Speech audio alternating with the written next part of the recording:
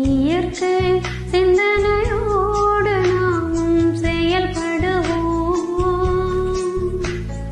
நலமோடும் வளமோடும் புவிதன்னில் வாழ்ந்திடவே இயற்கை சிந்தனையோடு நாமும் செயல்படுவோம். வாழ்க வையகம், வாழ்க வையகம், வாழ்க வளமுடன். குரு வாழ்க, குருவே துணை. இயற்கை சிந்தனையோடு செயல்படவேன்ற தலைப்பில் கொஞ்சம் நம்ம பார்க்கலாங்க.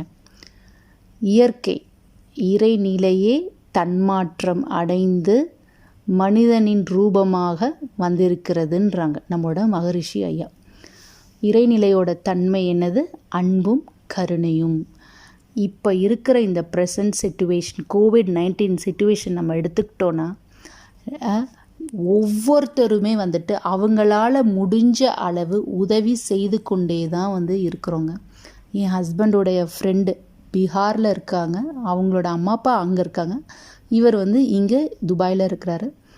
அவங்களோட நிலத்தில் கிட்டத்தட்ட விடிய விடிய அந்த சைடில் நடந்து வர அந்த ஊர் விட்டு ஊர் போகிற ஜனங்களுக்கு விடிய விடிய சமையல் செஞ்சு போடுறாங்க. கூடாரம் தனித்தனியாக அந்த சோஷியல் டிஸ்டன்சிங் அளவில் கூடாரம் கட்டி அந்த மக்கள்லாம் தங்க வச்சு சாப்பாடு போட்டு சாப்பாடை கொடுத்து அனுப்பிச்சு தாங்க அனுப்புகிறாங்க.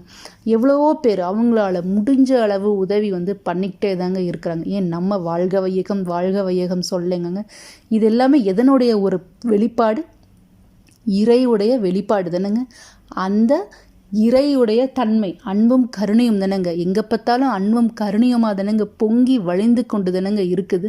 இங்கே நீங்கள் துபாயில் எடுத்துக்கிட்டிங்கன்னா எவ்வளோ பேர் வேலை போனவங்களுக்காக ஏதோ ஒரு 4-5 ஹோட்டல்ஸ் அவங்களுக்கு சாப்பாடு அங்கே இருக்கிற இடத்துக்கு கொண்டு தராங்களாங்க. இவ்வளவும் நிறைந்ததுனுங்க அன்பும் கருணையும். நேற்று என்னுடைய லைஃப்பில் ஒன்று நடந்ததுங்க. அதை நான் உங்ககிட்ட ஷேர் பண்ணிக்கலான்றதில் ஷேர் பண்ணிக்கலாம் தோணுச்சு. அதுதான் நான் இப்போ ஷேர் பண்ண போகிறேன். எங்கள் வீட்டு பால்கனியில் நான் பாவக்காய் செடி நான் வச்சுருந்தேன். நான் பாவக்காய் கொடி தானேங்க, நல்லா கொடி நல்லா வளர்ந்து சூப்பராக மேலே வரைக்கும் போச்சுங்க. ரொம்ப ரொம்ப சந்தோஷப்பட்டோம் நானும் என்னோடய கணவரும்.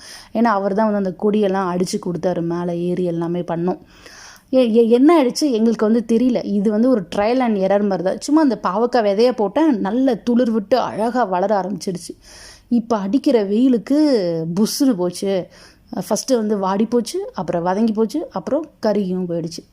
நேற்று தான் அது எல்லாத்தையுமே நான் கட் பண்ணுறப்ப எனக்கு ஒரே கவலைங்க. ஏன்னா நம்ம நம்ம புள்ள மாதிரி வச்சு வளர்த்தோம்ல, மேலெல்லாம் ஸ்ப்ரிங்கிள் அடிக்கிறது வாட்டரை காலையில் ஈவினிங் செமையாக பார்த்துக்கிட்டோம். பட் போயிடுச்சு. சரி, தைரியத்தை வர வச்சுட்டு நான் போய் அந்த இதெல்லாம் கட் பண்ணி விட்டேன். நான் அதில் நான் தேங்காய் நாரும் நான் போட்டு வச்சுருந்தேங்க. அந்த தேங்காய் நாரை நான் எடுக்கிறேன், எனக்கு ஒரே ஆச்சரியங்க. இயற்கை அன்பும் கருணையும் நிறைந்ததுனுங்க. நான் 4வது தடவை பாவக்காய் விதை போட்ட பிறகு தான் இது 4வது பாவக்காய் விதை தான் மேலே கொடி வரைக்கும் வளர்ந்துது. அதுக்குள்ளே நிறைய விதைகள் இருக்க தான் செய்யுது.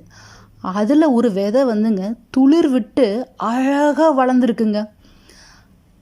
அப்புறமா என்னென்னா அந்த வளர்ந்த அந்த கொடி தான் பட்டு போயிருக்க ஒழிய கீழே இருக்கிற அந்த பாட்டில் இருக்கிற அந்த வேரோட ஒட்டுன அந்த இது இருக்குல்லங்க கிளை, அது ரொம்ப வாடி போயிடல, கொஞ்சம் பச்சையாக தான் நிற்கிது. இது ஒன்று புதுசாக அப்படியே அழகாக அந்த விதை துளிர் விட்டு வளர்றது பார்த்தா நிஜமாகவே சொல்கிறாங்க, இயற்கை அன்பும் கருணையும் நிறைந்தது தானேங்க. எனக்காகவே அது என்னமோ துளிர் விட்ட மாதிரி இருக்குங்க. அன்பில் நிறைகிறோம். வாழ்க வளமுடன்.